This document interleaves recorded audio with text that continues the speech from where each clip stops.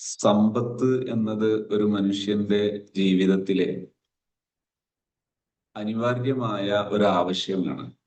ജീവിതം നേരെ നിലനിന്ന് മുന്നോട്ട് പോകാൻ സമ്പത്ത് അനിവാര്യമാണ്. സമ്പത്ത് സമ്പാദിക്കുക എന്നത് സ്തുത്യർഹമായ ഒരു പ്രവണതയാണ്. അതൊരു ആക്ഷേപാർഹമായ പ്രവണതയല്ല. സമ്പത്തുണ്ടായാൽ ഒരുപാട് നേട്ടങ്ങളും ഒരുപാട് ഗുണങ്ങളും ഉണ്ട്. സമ്പത്ത് കൊണ്ട് നമുക്ക് ഒരുപാട് നന്മകൾ നേടിയെടുക്കാൻ, നല്ലതിന്റെ വക്താവാകാനൊക്കെയുള്ള അവസരങ്ങൾ ധാരാളം ഉണ്ടാകുമെന്നത് ഒരു വശമാണ്. ഇസ്ലാമിൽ സമ്പത്തിനെ കുറിച്ചുള്ള കാഴ്ചപ്പാട് പറയുമ്പോൾ സക്കാത്ത് അതൊരു പ്രധാനപ്പെട്ട വിഷയമാണ്. ദാനം, ധർമ്മം അതൊരു പ്രധാനപ്പെട്ട പ്രോത്സാഹന വിഷയമാണ്. എന്നാൽ സാമ്പത്തികമായി ദാനം ചെയ്യുന്നത് സമ്പത്തുള്ളവനാണ്. അതേപോലെ സക്കാത്ത് നൽകുന്നത് സമ്പന്നനാണ്. എന്നാൽ പാവപ്പെട്ടവർക്കും ദാനം ചെയ്യാൻ കഴിയും. സക്കാത്ത് ഒരു സമ്പന്നനാണ് ദാനം ചെയ്യുന്നത്. സമ്പന്നരാണ് സക്കാത്ത് നൽകുന്നത്. സക്കാത്ത് സാധാരണ ഉള്ള സ്വത്തിന്റെ 2.5% നൽകുന്നത്. 2.5% നൽകുമ്പോൾ ബാക്കി 97% ഉള്ള ഒരാളാണ്, സ്വന്തമായി ഉള്ള ഒരാളാണ് ഈ ആൾ. അങ്ങനെ 2.5% സക്കാത്ത് നൽകുമ്പോൾ സക്കാത്ത് കൊടുക്കുന്നത് അതൊരു പ്രോത്സാഹിപ്പിക്കപ്പെടുന്ന വിഷയമാണ്. അപ്പോ സമ്പത്ത് എന്നത് ഈ ഒരു അർത്ഥത്തിൽ മനസ്സിലാക്കി മുന്നോട്ട് പോവുക എന്നത് വളരെ പ്രധാനമാണ്. അതുകൊണ്ട് തന്നെ സമ്പത്തിനെ കുറിച്ച് ഒന്നാമത് മനസ്സിലാക്കേണ്ടത് ഈ ഒരു ചിന്തയാണ്. എന്നാൽ മറ്റൊരു വശം അവിടെ ഉണ്ട്. അതെന്താണ്? സമ്പത്ത് എന്നത് അതേക്കുറിച്ച് മനസ്സിലാക്കി സമ്പാദിക്കാതിരുന്നാൽ അതൊരു പക്ഷേ ഒരാൾ നശിക്കാൻ കാരണമായേക്കാം. അപ്പൊ മനുഷ്യ ചരിത്രത്തിലെ ഖാറൂനിന്റെ ചരിത്രമൊക്കെ അതിനൊരു ഉപമയാണ്.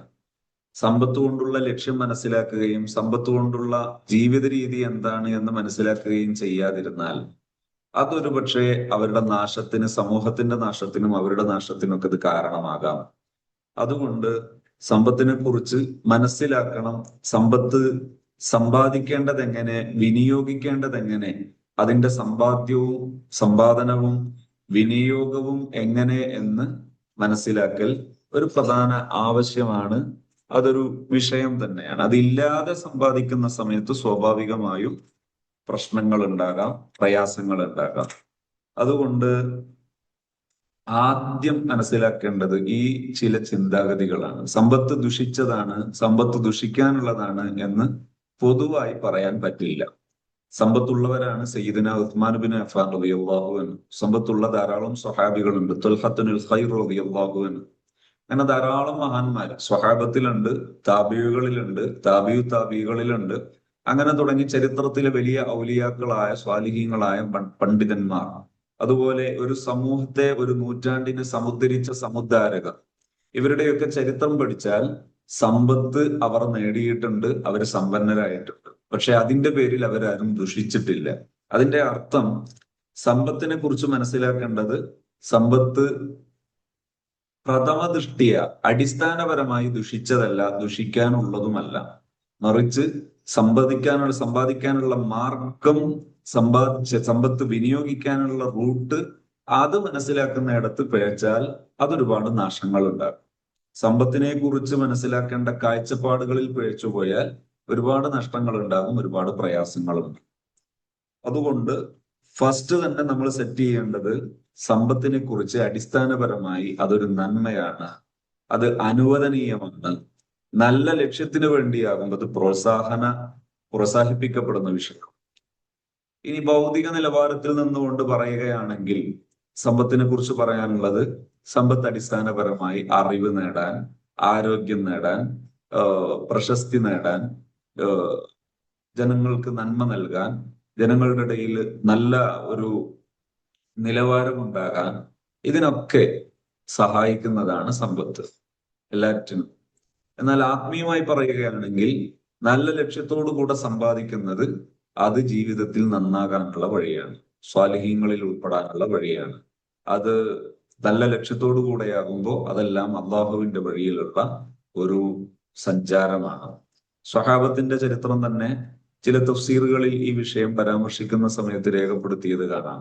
നബി സല്ലല്ലാഹു അലൈഹി വസല്ലം തങ്ങളും സ്വഹാബത്തും ഒന്നിച്ച് യാത്ര ചെയ്യുന്ന ഒരു സമയം, ഈ സമുദായത്തിലെ ഏറ്റവും ഉന്നതരായ സംശുദ്ധരായ ഒരു വിഭാഗമാണ് നബിതങ്ങളെ കാണാനും ഒരുമിച്ച് കൂടാനും ഭാഗ്യം ലഭിച്ച ഒരു വിഭാഗം. അവരാണ് സ്വഹാബത്ത് എന്ന് പറയുന്നത്. അങ്ങനെയുള്ള സ്വഹാബത്ത് നബിതങ്ങളുടെ കൂടെ യാത്ര ചെയ്യുമ്പോൾ ഒരു മനുഷ്യൻ ഇങ്ങനെ കഠിനാധ്വാനം ചെയ്യുന്നത് കണ്ടപ്പോ ചിലര് പറഞ്ഞു, അദ്ദേഹവും നമ്മളെപ്പോലെ ഈ യാത്രയിൽ പങ്കുചേർന്നെങ്കിൽ എത്ര നന്നായിരുന്നു എന്ന് പറഞ്ഞാൽ അദ്ദേഹത്തിന്റെ ഇപ്പോഴുള്ള അധ്വാനം ഒരു മോശമാണ് എന്ന ധ്വനി വന്നപ്പോ ആ സംസാരിച്ചവരെ തിരുത്തിയത് കാണാം. ആ തിരുത്തൽ ഇങ്ങനെയാണ്: അദ്ദേഹത്തിന്റെ കുടുംബത്തെ പരിരക്ഷിക്കാൻ വേണ്ടിയോ അദ്ദേഹത്തിന്റെ ആത്മാഭിമാനം സംരക്ഷിക്കാൻ വേണ്ടിയോ അല്ലെങ്കിൽ മറ്റൊരു നന്മ ഉദ്ദേശിച്ചോ ആണ് അദ്ദേഹം ഈ അധ്വാനിക്കുന്നതെങ്കിൽ അദ്ദേഹവും നിങ്ങളെ പോലെ തന്നെ ഫഹുവ ഫീ സബീലില്ലാഹ്, അദ്ദേഹവും അള്ളാഹുവിന്റെ വഴിയിൽ തന്നെയാണ്. അപ്പോ ഈ ഒരു കാഴ്ചപ്പാട് പ്രധാനമാണ്. സമ്പാദിക്കുമ്പോൾ ഈ കാഴ്ചപ്പാടുണ്ടാകലാണ് പ്രധാനം. എങ്കിൽ അവിടെ നമ്മൾ വിനിയോഗിക്കുന്നിടത്തെല്ലാം നമുക്കൊരുപാട് പരിഹാരങ്ങളും ധാരാളം പരിഹാര പ്രക്രിയകളുണ്ട്, സമ്പാദിക്കാനുള്ള നല്ല വഴികളുണ്ട്. ഒരുപാട് മഹാന്മാരായ സമുദ്ധാരകരെ കാണാം. അബ്ദുല്ലാഹിബ്നു മുബാറക് റളിയല്ലാഹു അൻഹു, ബഹുമാനപ്പെട്ട ജലാലുദ്ദീൻ അഹ്മദ് സുയൂത്തി റളിയല്ലാഹു അൻഹു, ബഹുമാനപ്പെട്ട ലൈത്ത് ബിൻ സഅദ് റളിയല്ലാഹു അൻഹു, അങ്ങനെ തുടങ്ങി ഒരുപാട് മഹാന്മാർ, ചരിത്രത്തിൽ അറിയപ്പെട്ട വലിയ സ്വാലിഹീങ്ങളായ മഹാന്മാർ, അവരൊക്കെ പലരും വലിയ സമ്പന്നരായത് കാണാം. പക്ഷേ ആ സമ്പന്നരാകുമ്പോൾ അവരുടെ ലക്ഷ്യവും സമ്പന്നരായതിനു ശേഷം അവരുടെ ജീവിത രീതിയും ഞാൻ ഇപ്പോൾ സൂചിപ്പിച്ചതുപോലെയാണ്. സമ്പന്നരാകുന്നത് എന്തിനു വേണ്ടിയാണ്? ഈ ജീവിത ആവശ്യങ്ങൾക്ക് വേണ്ടി രാജാവിനെയോ മറ്റു സമ്പന്നരെയോ ആശ്രയിക്കേണ്ടി വരുമ്പോൾ പിന്നീടുള്ള മതപ്രബോധന പ്രവർത്തനങ്ങളിലും അവർക്ക് വഴങ്ങേണ്ട ഒരു ചുറ്റുപാട് വന്നാൽ അതുണ്ടാക്കി തീർക്കുന്ന നഷ്ടം അത് വളരെ വലുതാണ്. ഈ ചിന്താഗതിയാണ് അവരിൽ സമ്പാദിക്കണം എന്ന ചിന്ത ഉണ്ടാക്കി തീർക്കുന്നത്. അതുകൊണ്ട് തന്നെ ഏറ്റവും പ്രധാനപ്പെട്ട ഒരു മർമ്മമാണ് സമ്പാദ്യം. എങ്ങനെ സമ്പാദിക്കണം, എങ്ങനെ അത് വിനിയോഗിക്കണം. വിനിയോഗിക്കുന്ന സമയത്ത് സമ്പത്തിന്റെ വിനിയോഗ രീതി അത് സാമ്പത്തിക ശാസ്ത്രം അനുസരിച്ച്, ഒരു എക്കണോമി അനുസരിച്ച് പറയാണ്, ലേറ്റസ്റ്റ് അപ്ഡേറ്റഡ് എക്കണോമി അനുസരിച്ച് പറയുകയാണെങ്കിൽ, ഒരു സമ്പത്തിനെ നാം പരിചരിക്കേണ്ട ഒരവസ്ഥയാണെങ്കിൽ അതൊരു നെഗറ്റീവാണ്. സമ്പത്ത് നമ്മെ പരിചരിക്കുന്നതാണെങ്കിൽ അത് പോസിറ്റീവാണ്. ഉദാഹരണം, നമുക്കുള്ള സമ്പത്ത് സംരക്ഷിക്കാൻ വേണ്ടി നാം നിസ്കാരം മുടക്കേണ്ടി വരുന്നു, നമ്മുടെ ആരോഗ്യം പരിചരിക്കാൻ കഴിയാതെ വരുന്നു, കൃത്യമായി ഭക്ഷണം കഴിക്കാനും കൃത്യമായി നമ്മുടെ ജീവിതത്തെ ഫാമിലിയെ മെയിൻറ്റെയിൻ ചെയ്യാനും ബന്ധങ്ങൾ മെയിൻറ്റെയിൻ ചെയ്യാനും പറ്റാതെ പോകുന്നു. അങ്ങനെയൊക്കെ ആകുമ്പോൾ നമ്മുടെ സ്വസ്ഥത കളയുന്നു, അതിനുവേണ്ടി എല്ലാം നശിപ്പിക്കേണ്ടി വരുന്നു. അത് സമ്പത്തിനെ പരിചരിക്കേണ്ടി വരുന്ന ഒരു ദുരവസ്ഥയാണ്. എന്നാൽ സമ്പത്തുള്ളത് കൊണ്ട് നമുക്കെപ്പോഴും നമ്മുടെ ജോലികൾ ചെയ്യാൻ ഒരുപാട് പേരെ ഉപയോഗപ്പെടുത്താം. അതുപോലെ നമ്മുടെ ഫാമിലിയുടെ കൂടെ സമയം ചെലവഴിക്കാം. അതിന് പറ്റുന്ന രീതിയിൽ എവിടെയും എന്തും അറേഞ്ച്മെന്റ് ചെയ്യാൻ കഴിയുന്നു. അങ്ങനെ തുടങ്ങിയിട്ട് ഇനിയിപ്പോ ഒരാൾക്ക് കുറെ ആരാധന നിർവഹിക്കണം, ഇബാദത്തുകൾ ചെയ്യണം, അദ്ദേഹത്തിന് അതിനുവേണ്ടി സമയം ചെലവഴിക്കാം. കാരണം ജീവിതാവശ്യങ്ങൾ നിറവേറ്റാൻ മറ്റ് സംവിധാനങ്ങളുണ്ട്. അങ്ങനെ ആകുമ്പോൾ ഈ ജീവിതത്തിൽ നന്മകൾക്ക് എപ്പോഴും അവസരങ്ങൾ കൂടും. സമ്പത്ത് നമ്മെ പരിചരിക്കുന്നു, നമുക്ക് സഹായം ചെയ്യുന്നു. യാത്ര ചെയ്യാൻ വാഹനമുണ്ട്, നമ്മുടെ ഒരു കണക്ക് നോക്കാൻ ഒരു അക്കൗണ്ടന്റ് ഉണ്ട്, നമുക്ക് മറ്റൊരു വീട് വൃത്തിയാക്കാൻ ഒരു ജോലിക്കാരുണ്ട്, ഭക്ഷണം പാചകം ചെയ്യാൻ ജോലിക്കാരുണ്ട് അല്ലെങ്കിൽ സംവിധാനങ്ങളുണ്ട്, മെഷീനറികളുണ്ട്, മെഷീൻസ് ഉണ്ട്, വെള്ളം നമ്മുടെ ആവശ്യത്തിന് ജലസേചനത്തിന് പറ്റുന്ന രീതിയിൽ അറേഞ്ച്മെന്റ് ചെയ്യാൻ, നമ്മുടെ വീട്ടിന്റെ ടെറസിന്റെ മുകളിലേക്ക് വെള്ളം എത്തിക്കാൻ നമുക്ക് ഈ സമ്പത്ത് കൊണ്ട് കഴിയുന്നു. അങ്ങനെ തുടങ്ങി എല്ലാ സൗകര്യങ്ങളും സമ്പത്ത് കൊണ്ട് സാധ്യമാകും. അപ്പൊ നന്മകൾ ചെയ്യാൻ അതിനൊക്കെ സമ്പത്ത് നമ്മെ സഹായിക്കും. പകരം സമ്പത്തിനെ സംരക്ഷിക്കാൻ വേണ്ടി നമുക്ക് ഫാമിലി ഇല്ല, മക്കളില്ല, ഭക്ഷണമില്ല, എല്ലാം പ്രയാസത്തിലാണെങ്കിൽ സമ്പത്തിനെ പരിചരിക്കാൻ വേണ്ടി നാം അധോഗതിയിലേക്ക് താഴ്ന്നു പോകും. ഇത് സാമ്പത്തികമായി നമ്മൾ മനസ്സിലാക്കേണ്ട വിനിയോഗത്തിലെ ഒരു മർമ്മപ്രധാനമായ ഏരിയയാണ്. ഇങ്ങനെ ഇത് മനസ്സിലാക്കിയിട്ട് വേണം ശമ്പളത്തിലേക്ക് നമ്മുടെ സാമ്പത്തികത്തിലേക്ക് നമ്മൾ കടക്കാൻ. ഞാനത് വിശദീകരിക്കാതെ കൂടുതൽ വിശദീകരിക്കാതെ അതിന്റെ മർമ്മപ്രധാനമായ വശങ്ങളിലൂടെ കുറച്ച് കാര്യങ്ങൾ കൂടി പരാമർശിച്ച് ഇന്നത്തെ ഈ സെഷൻ ഇവിടെ ക്ലോസ് ചെയ്യും. ഇതിൽ നമ്മൾ പ്രധാനമായും ചില വിവരങ്ങൾ ഷെയർ ചെയ്യാൻ വേണ്ടിയും ചില ആശയങ്ങൾ പ്രചരിപ്പിക്കാൻ വേണ്ടിയുമാണ് ഈ ഒരു സെഷൻ കണ്ടക്ട് ചെയ്തിരിക്കുന്നത്. അതായത് സാമ്പത്തികം എല്ലാവരുടെയും ആവശ്യമാണെങ്കിൽ തന്നെയും പലരും ഈ വിഷയത്തിൽ പ്രയാസപ്പെടുന്നു. അതിന്റെ പേരിൽ ജീവിതം തന്നെ നഷ്ടപ്പെട്ടു പോകുന്നു. അതിന്റെ പേരിൽ ബന്ധങ്ങൾ നഷ്ടപ്പെട്ടു പോകുന്നു. അതിന്റെ പേരിൽ എന്നും കഷ്ടപ്പാടുകളാകുന്നു. അവരിഷ്ടപ്പെടുന്ന ആരാധനകളോ അവരിഷ്ടപ്പെടുന്ന നന്മകളോ അവരിഷ്ടപ്പെടുന്ന ബന്ധങ്ങളോ അവരിഷ്ടപ്പെടുന്ന ഫാമിലി അവസരങ്ങളോ ഇതെല്ലാം അവർക്ക് ലഭിക്കാതെ പോകും.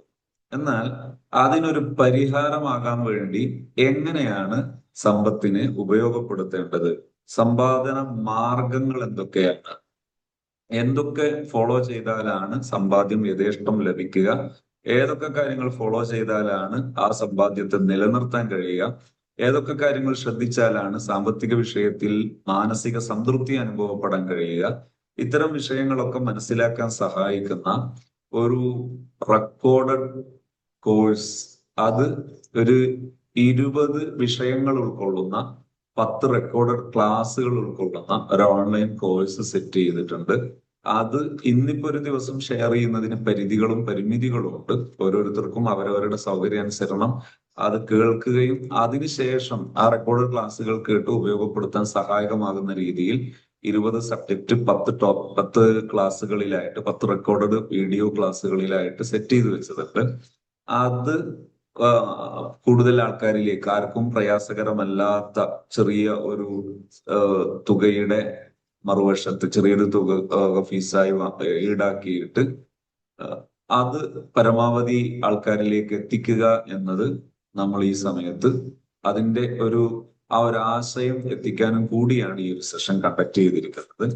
അതിൽ 20 വിഷയങ്ങൾ 10 റെക്കോർഡഡ് ക്ലാസ്സുകളിലായി ഇൻഷാ അല്ലാഹ് ഈ 2026 മാർച്ച് ലാസ്റ്റ് ഭാഗത്ത് അഥവാ പെരുന്നാളിന് ശേഷമുള്ള ഒരാഴ്ച കഴിയുമ്പോഴേക്ക് ആ റെക്കോർഡഡ് ക്ലാസ് അത് വിതരണം ചെയ്യാൻ തുടങ്ങും, അത് നൽകാൻ തുടങ്ങും. അതിൽ ഒരു 3000 രൂപയാണ് അതിന്റെ ഫീസ് എങ്കിലും അത് ആദ്യം ചേരുന്ന അതിലെ 50 പേർക്ക് അതില് 1500 രൂപ ഫീസ് വാങ്ങിക്കാനാണ് അതിന്റെ ലീഡേഴ്സ് ഉദ്ദേശിക്കുന്നത്. ഇൻഷാ അല്ലാഹ് ഞാൻ അതിന്റെ 20 മാറ്ററുകൾ എന്താണ് എന്നത് ഞാൻ ജസ്റ്റ് ഒന്ന് നിങ്ങൾക്ക് കേൾപ്പിച്ചു തരാം. Investment mind set, passive income എന്താണ്, ഇൻവെസ്റ്റ്മെന്റ് മൈൻഡ് സെറ്റ് ഒരു ഇൻവെസ്റ്റ് ചെയ്യേണ്ടത് എങ്ങനെയാണ്, അതുപോലെ പാസീവ് ഇൻകം എന്താണ്, അതായത് ഏത് സമയത്തും സ്വസ്ഥമായി ഇൻകം വരുന്നത് എന്താണ്, അതിനുള്ള വഴികൾ എന്തൊക്കെയാണ്.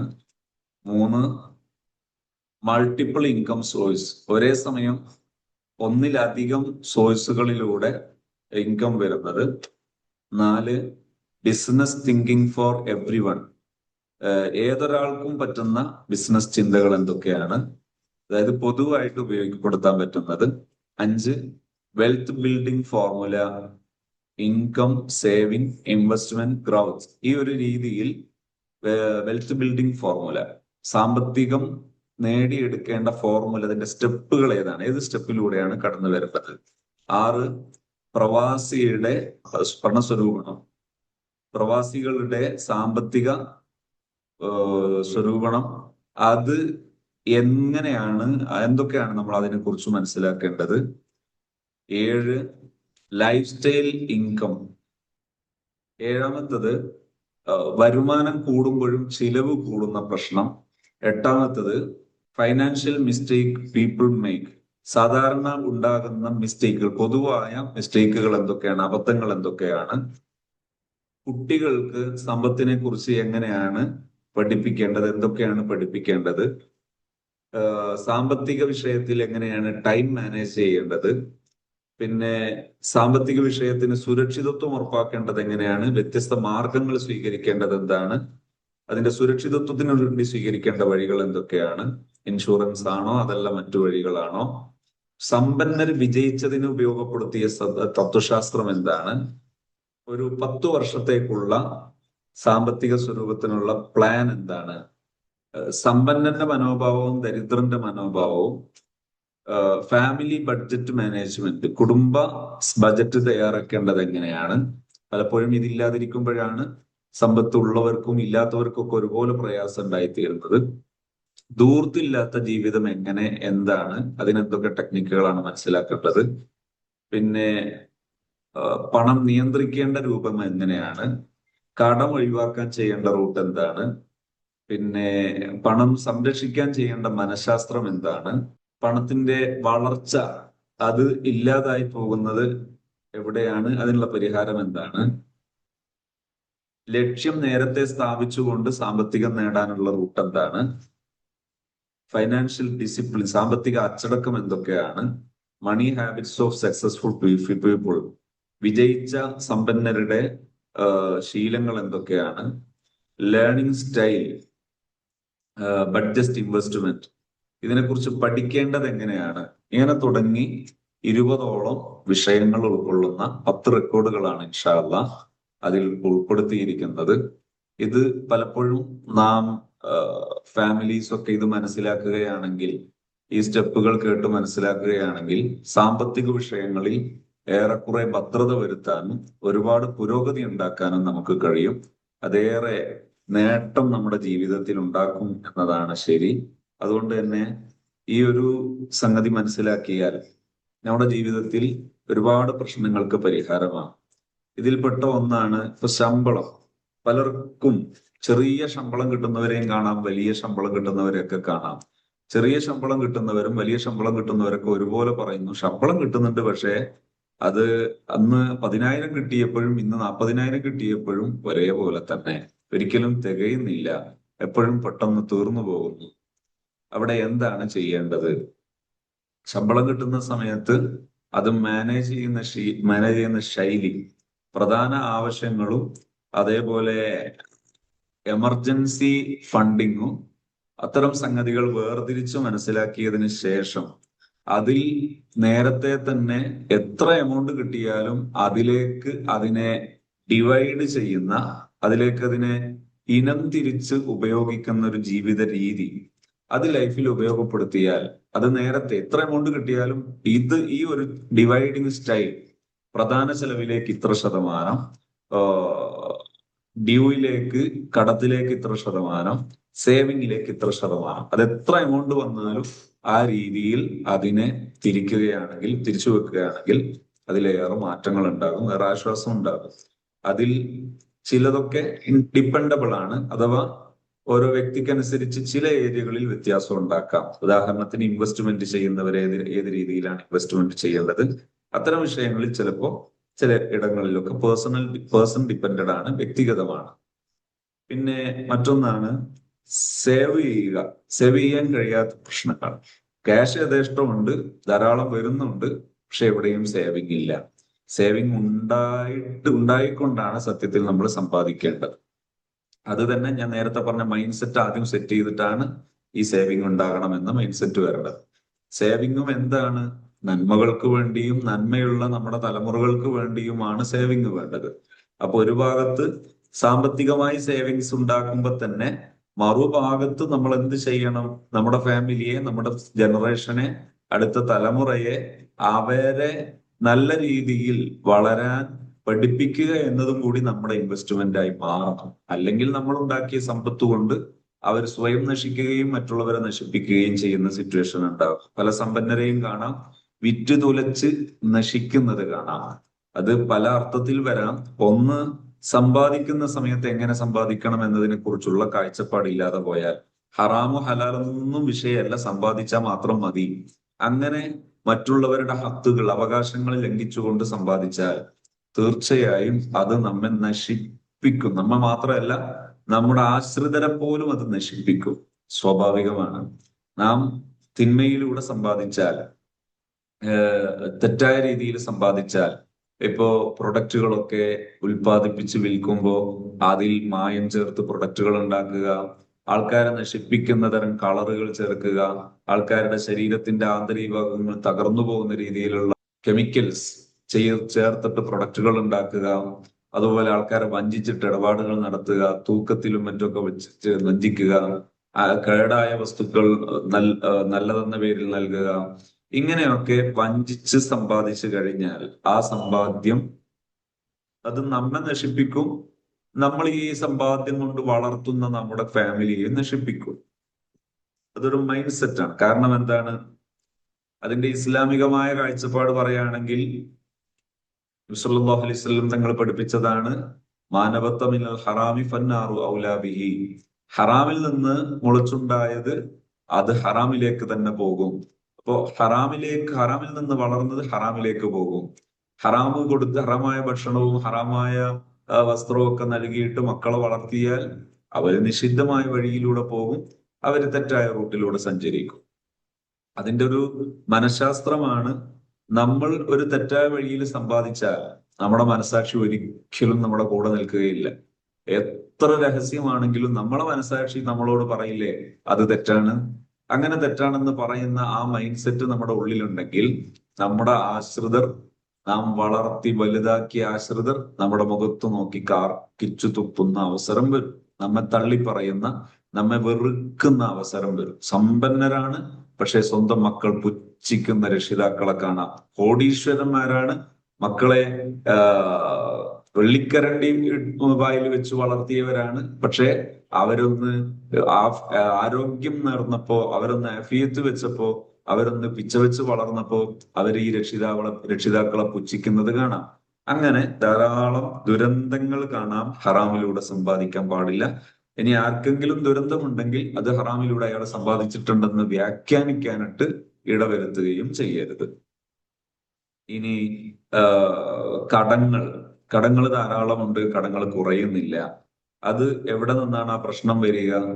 ഞാൻ നേരത്തെ സൂചിപ്പിച്ചതുപോലെ നമ്മുടെ സമ്പാദ്യത്തെ ഡിവൈഡ് ചെയ്ത് ശീലിക്കാതിരുന്നാൽ അവിടെ കടങ്ങൾ കുറയാതിരിക്കാം, കടങ്ങൾ പ്രയാസം സൃഷ്ടിക്കാം. അതുകൊണ്ട് തന്നെ കടത്തെക്കുറിച്ച് ഈ ഒരു മൈൻഡ് സെറ്റ് മനസ്സിലാക്കുകയും സാമ്പത്തികമായതിനെ ഡിവൈഡ് ചെയ്യാൻ മനസ്സിലാക്കുകയും ചെയ്താൽ നമുക്ക് കടത്തെ കൈകാര്യം ചെയ്യുന്നിടത്ത് ഏറെ മാറ്റങ്ങൾ ഉണ്ടാക്കാൻ കഴിയും. മറ്റൊന്ന്, സമ്പന്നരെ പോലെ ചിന്തിക്കുക എന്നതിന്റെ റൂട്ട് ഒന്ന്, നാം ആദ്യം എന്ത് തിരിച്ചറിയുക? നമ്മുടെ ജീവിതത്തിലെ ആവശ്യങ്ങൾ തിരിച്ചറിയുക, നമ്മുടെ ജീവിതത്തിലെ സാധ്യതകളെ തിരിച്ചറിയുക, നമ്മുടെ ജീവിതത്തിൽ സാമ്പത്തിക വിഷയത്തെക്കുറിച്ച് പഠിക്കുക. ഇന്ന് പലപ്പോഴും സാമ്പത്തിക വിഷയം പഠിക്കുന്ന വിജ്ഞാന ശാഖകൾ ഉണ്ടെങ്കിൽ പോലും എങ്ങനെ സമ്പാദിക്കാം എന്ന് പഠിക്കുന്നത് അതിൽ വളരെ കുറവാണ്. ഇല്ല എന്ന് പറയുന്നതാണ് പലപ്പോഴും വിദഗ്ധരുടെ അഭിപ്രായം. അങ്ങനെയാണ്. അതുകൊണ്ട് തന്നെ ആദ്യം എങ്ങനെ സമ്പാദിക്കാം എന്നതിനെ കുറിച്ച് പഠിക്കുകയും മനസ്സിലാക്കുകയും എന്നിട്ട് സമ്പത്തിന്റെ റൂട്ടിലേക്ക് വരികയാണെങ്കിൽ തീർച്ചയായും നമുക്ക് ഏറെ മാറ്റങ്ങൾ ഉണ്ടാക്കാൻ കഴിയും, വിപ്ലവങ്ങൾ ഉണ്ടാക്കാൻ പറ്റും. ഇന്നത്തെ സെഷനിലെ ഒരു കുറച്ചു ഭാഗം കൂടി നിങ്ങൾക്ക് ആർക്കെങ്കിലും ഇത് സംബന്ധമായ സംശയങ്ങൾ സംസാരിക്കാനോ അഭിപ്രായങ്ങൾ രേഖപ്പെടുത്താനോ ഉണ്ടെങ്കിൽ അതിനുള്ള അവസരമാണ്. അതുകൊണ്ട് അങ്ങനെ സംസാരിക്കാൻ ഉദ്ദേശിക്കുന്നവർ ജസ്റ്റ് ഒന്ന് റൈസ് ഹാൻഡ് ചെയ്യുക. എന്നാൽ ഇൻഷാ അല്ലാഹ് നിങ്ങൾക്ക് മൈക്ക് ഓപ്പൺ ചെയ്തു തരും. ഇപ്പൊ മൈക്ക് ഓൺ ചെയ്തിട്ടല്ല ഉള്ളത്, മൈക്ക് ഓഫ് ചെയ്തിട്ടാണ് ഉള്ളത്. നിങ്ങൾ സംസാരിക്കാൻ ഉദ്ദേശിക്കുന്നവർ ജസ്റ്റ് ഒന്ന് റൈസ് ഹാൻഡ് ചെയ്താൽ ഇൻഷാ അല്ലാഹ് നിങ്ങൾക്ക് സംസാരിക്കാൻ അവസരം. മൈക്ക് ഓപ്പൺ ചെയ്യാം. മുതറുമൈസ് സംസാരിക്കുന്നുണ്ടെങ്കിൽ നിങ്ങൾക്ക് മൈക്ക് ഓൺ ആക്കാം. അസ്സലാമു അലൈക്കും വറഹ്മത്തുള്ളാഹി. ഉസ്താദ് പിന്നെ പറഞ്ഞല്ലോ മറ്റേ കടങ്ങളുള്ളവരുണ്ട്, കടങ്ങൾ മാനേജ് ആവുന്നില്ല. അത് മറ്റേ ഡിവൈഡിന്റെ അധികം പറഞ്ഞത് എനിക്ക് 50-30-20 റൂൾസിന്റെ ബേസ്ഡ് ആയിട്ടാണ് തോന്നുന്നുള്ളത്. അതിന്റെ അപ്പൊ അതുകൊണ്ടാണ് മാനേജ് ആവാത്തെന്ന് പറയുന്നുണ്ട് ഉസ്താദ്. അപ്പൊ പൊതുവെ ഫസ്റ്റ് ചില ആൾക്കാർ ഫസ്റ്റ് തന്നെ കടങ്ങളുള്ളത് കൊണ്ട് ജോലിയിലേക്ക് കടക്കുന്ന ആൾക്കാരുണ്ടാവല്ലോ. അങ്ങനെ കടക്കുന്ന ആൾക്കാർക്ക് അവർക്ക് ചില സമയത്ത് ചിലപ്പോൾ അവരെങ്കിലും പരമ്പരാഗതമായിട്ടോ വല്ല കടങ്ങൾ ഉപ്പ ഉണ്ടാക്കി വെച്ചതോ അങ്ങനൊക്കെ കാര്യങ്ങളായിട്ടുണ്ടാവും അവർ ജോലിക്ക് കടക്കാനുള്ള റീസൺസ്. അപ്പൊ അവർക്ക് പൊതുവെ ഇൻവെസ്റ്റ്മെന്റ് ചെയ്യാനോ അതേപോലെ തന്നെ അവർക്ക് അസറ്റിനേക്കാളും കൂടുതൽ ലയബിലിറ്റീസ് ആയിരിക്കും കൂടുതൽ ഉണ്ടാവുക. അപ്പൊ അവർക്ക് ഇൻവെസ്റ്റ്മെന്റ് ചെയ്യാനും പറ്റൂല, പാസീവ് ഇൻകമും പറ്റൂല, കുടുംബവും നേരെ പോകാനും പറ്റൂല. അങ്ങനെയുള്ള സമയത്ത് എന്താ ചെയ്യുക ഒരാള്? അവിടെ നമ്മൾ മനസ്സിലാക്കേണ്ടത് ഇപ്പോ നല്ലൊരു ചോദ്യമാണ്. നമ്മൾക്കിപ്പോ നമ്മളല്ലാത്ത മറ്റൊരാൾ പൂർവികരായി വന്ന ആരോ വരുത്തി വെച്ചൊരു കടമുണ്ട്.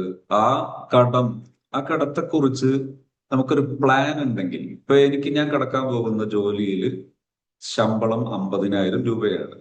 എനിക്ക് സാധാരണ ചിലവ് വരുന്നത് 10,000 രൂപയാണ്. എങ്കിൽ അവിടെ എത്ര ശതമാനം എനിക്ക് ഈ ഒരു കടത്തിലേക്ക് മാറ്റിവെക്കാൻ കഴിയും എന്നത് നേരത്തെ വിലയിരുത്തിയാൽ കൃത്യമായി ആശ്വാസം ഉണ്ടാകും. ആ ആശ്വാസം ഉണ്ടായാൽ തന്നെ ലൈഫിനെ നമുക്ക് മാനേജബിൾ ആയി മാറും. അതല്ല, ഈ ഒരു കാൽക്കുലേഷൻ ഇല്ലെങ്കിൽ ഭയങ്കര അസ്വസ്ഥത, എപ്പോഴും കടത്തെക്കുറിച്ച് ആലോചിക്കുമ്പോഴെല്ലാം അസ്വസ്ഥത ഉണ്ടാകും.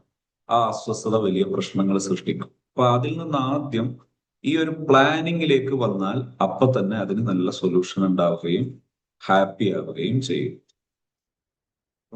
ഒന്നുകൂടെ സംസാരിക്കാൻ ഉദ്ദേശിക്കുന്നുണ്ട്, പറഞ്ഞു. ഓക്കെ, അടുത്ത ആൾ. ഇപ്പൊ പറഞ്ഞത് 50,000 രൂപ സാലറി ഉള്ള ഒരാളെ കുറിച്ചാണ്. ഞാൻ നേരെ പറയുന്നുള്ളത് സാലറിയേക്കാൾ കൂടുതൽ കടങ്ങളാണുള്ളത്. മന്ത്ലി മാനേജബിളേ അല്ല, പാസീവ് ഓഫ് ഇൻകമും കുറവാണ്. അതേപോലെ തന്നെ എവിടെയെങ്കിലും ഇൻവെസ്റ്റ്മെന്റ് ചെയ്തിട്ടുണ്ടെങ്കിൽ തന്നെ റിട്ടേൺ ഓൺ ഇൻവെസ്റ്റ്മെന്റും വളരെ കുറവാണ് എനിക്ക് കിട്ടുന്നുള്ളത്. മൊത്തത്തിൽ മാനേജബിളേ അല്ല. അങ്ങനെയുള്ള ഒരാളെ കുറിച്ചാണ് ചോദിച്ചത്. അല്ലാണ്ട് 50,000 ഒരാളുണ്ടെങ്കിൽ ഈസി മാനേജബിൾ ആണ്. 50-20 റൂൾ അതൊക്കെ ഒഴിഞ്ഞു പോയേക്കാം. പക്ഷെ തന്റെ സാലറിയേക്കാൾ കൂടുതൽ അവനക്ക് ലയബിലിറ്റി ആവുള്ള ബാധ്യതകളാ കൂടുതലുള്ളത്. മന്ത്ലി ഇൻകം പോലും EMI പോലും കെട്ടാൻ പറ്റുന്നില്ല. അങ്ങനത്തെ ഉള്ള ഒരാൾ എന്താ ചെയ്യേണ്ടത്? അവിടെ നിങ്ങളുടെ ഒരു റിയൽ മാറ്റർ ഒന്ന് പറയാം, ഇപ്പൊ ഉള്ളത് ഒന്ന് പറയാം.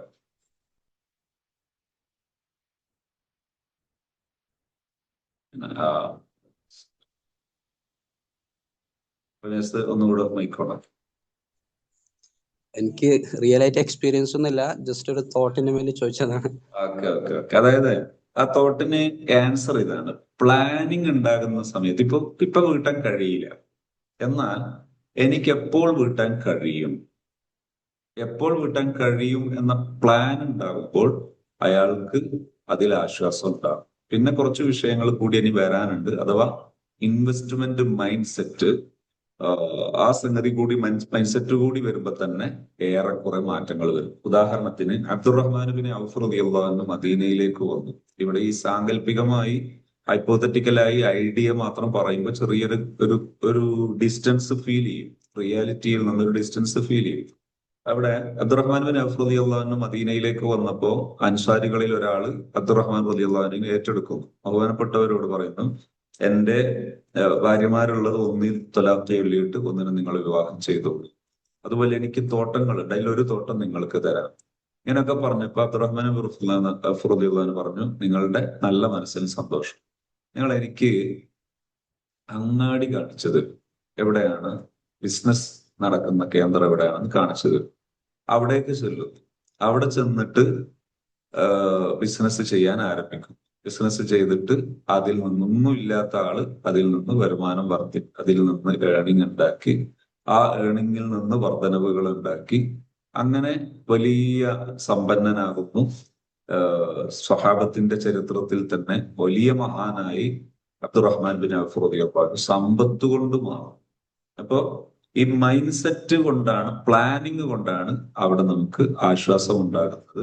ഈ പ്ലാനിങ് അതുപോലെ മൈൻഡ് സെറ്റ്, ഈ രണ്ട് സംഗതികൾ ഉണ്ടെങ്കിൽ നീ ഒന്നും കഴിയലില്ല, വീട്ടാന് ഒരു വരുമാനവും ഇല്ല, കടങ്ങളുണ്ട്, എന്നാലും അയാൾക്ക് ഈ സമയം കൊണ്ട് ഇനി ഏതിലേക്ക് കടക്കാം, വരുമാനമുള്ള ഏത് വഴിയിലേക്ക് കടക്കാം എന്ന് അയാൾ പഠിക്കും. അങ്ങനെ പഠിച്ചു മനസ്സിലാക്കിയതിന് ശേഷം വരുമാന വഴികളെ കുറിച്ച് ആ വഴികളിലേക്ക് സഞ്ചരിക്കും. ഇതാണ് അയാൾ ചെയ്യുന്നത്. അതായത് അതിൽ വിദഗ്ധനായ ഒരാളുടെ മെന്ററിങ് എടുത്ത് ആ മെന്ററിങ്ങിലൂടെ മുന്നോട്ട് പോവുകയാണ് ചെയ്യുന്നത്. അങ്ങനെ ചെയ്യുമ്പോൾ അയാൾക്ക് ആശ്വാസം. നമ്മുടെ ഈ കോഴ്സിന്റെ പ്രധാന സവിശേഷത എന്ന് പറയുന്നത്, നമുക്ക് ഇസ്ലാമിക് ശരീഅത്തിന്റെ നിയമങ്ങൾ പാലിച്ചുകൊണ്ട് അതോടൊപ്പം സുരക്ഷിതമായ സാമ്പത്തിക വിനിയോഗ രീതി അതെന്താണെന്ന് മനസ്സിലാക്കാനും, അതോടൊപ്പം നിലവിൽ ബിസിനസ്സുകളും സാമ്പത്തിക വ്യവഹാരങ്ങളും നടത്തുന്നവർ അവരെ നടന്നുകൊണ്ടിരിക്കുന്ന സാമ്പത്തിക വ്യവഹാരങ്ങളിൽ അവരെ സഹായിക്കുന്ന ഒരു ഹെൽപ്പ് ലൈൻ, ഒരു സഹായകമാകുന്ന ഒരു പദ്ധതി എന്ന അർത്ഥത്തിലാണ് നാം ഈ കോഴ്സ് ഡിസൈൻ ചെയ്തിരിക്കുന്ന. കോഴ്സ് എന്നതൊരു ഷോർട്ട് ടേം കോഴ്സ് മാത്രമാണ്. അതുകൊണ്ട് തന്നെ ഇതേക്കുറിച്ച് നമുക്ക് ആവശ്യമുള്ള വിഷയങ്ങൾ ചോദിച്ചാൽ ഞാൻ അതിനെക്കുറിച്ച് പ്രതികരിക്കാം. ഇൻഷാ അല്ലാഹ് ഈ പറഞ്ഞ വിഷയങ്ങൾ മനസ്സിലാക്കിയിട്ടുണ്ടാകുമെന്ന് കരുതുന്നു. ഇത്രയും സമയം ഈ ഒരു വിഷയം പഠിക്കാനും മനസ്സിലാക്കാനും കേൾക്കാനും മനസ്സ് കാണിച്ച എല്ലാവരെയും സന്തോഷം അറിയിക്കുന്നു. സാമ്പത്തിക വിഷയങ്ങളെ കുറിച്ച് ധാരാളം പഠിക്കാനും പറയാനൊക്കെ ഉണ്ടെങ്കിലും ഇപ്പോ ജസ്റ്റ് ഒരു സൂചന മാത്രം നൽകുകയും ജസ്റ്റ് അവയർനെസ് നൽകുകയും ചെയ്യുക എന്നതാണ് ഈ സദസ്സ് കൊണ്ട് ഉദ്ദേശിച്ചത്, ഈ പ്രോഗ്രാം കൊണ്ട് ഉദ്ദേശിച്ചത്. ഇനിയും പ്രോഗ്രാമുകൾ നമുക്ക് കണ്ടക്ട് ചെയ്യാം. അതിൽ പല രീതിയിൽ ഇതിന്റെ പ്രധാന യുണീക്നെസ് എന്ന് പറയുന്നത്, സവിശേഷത എന്ന് പറയുന്നത്, ഒന്ന് പ്രാക്ടിക്കൽ സാമ്പത്തിക സമ്പാദനത്തിന്റെ പ്രാക്ടിക്കൽ വഴികൾ, രണ്ട് അതിൽ അനുവദനീയമല്ലാത്ത മേഖലകൾ വരാതിരിക്കുക. ഉദാഹരണത്തിന് പലിശ ചൂഷണമാണ്. ചൂഷണത്തിന്റെ വഴികൾ വരാതെ എങ്ങനെ വിനിയോഗത്തിലേക്ക് വരാം. മറ്റൊന്ന്, നമ്മൾ നിലവിൽ സാമ്പത്തിക ഉപയോഗങ്ങളിൽ നമ്മളെ പ്രയാസപ്പെടുത്തുന്നത് ഒരു മെന്ററിങ് ഇല്ലാതെ സാമ്പത്തിക വിനിയോഗങ്ങളിലേക്ക് പോകുന്നു എന്നതാണ്. എന്നാൽ അത്തരം വിഷയങ്ങളിൽ ആവശ്യമായ മെന്ററിങ് നൽകാനും കൂടെ ഒരു പരിധിവരെ സഹായകമാകും എന്നതാണ് ഈ ഒരു പ്രോഗ്രാമിന്റെ സവിശേഷത. ഹലോ, അസ്സലാമു അലൈക്കും. വഅലൈക്കും അസ്സലാം. ഉസ്താദേ, ഈ 20 റെക്കോർഡ് ക്ലിപ്പിന്റെ കാര്യം പറഞ്ഞില്ലേ? അതെങ്ങനെയാ? ഗ്രൂപ്പിൽ ചോദിച്ചാൽ മതിയോ? എങ്ങനെയാ? അതെ, ഗ്രൂപ്പിൽ നിങ്ങൾ അറിയിച്ചാൽ മതി. ശരി. ഓക്കെ. ഡിസ്കൗണ്ട് ഉണ്ടല്ലേ ഉസ്താദേ? അതെ. ശരി, ഇൻഷാ അല്ലാഹ്. ഓക്കെ. അസ്സലാമു അലൈക്കും. വഅലൈക്കും അസ്സലാം വറഹ്മത്തുള്ളാഹി.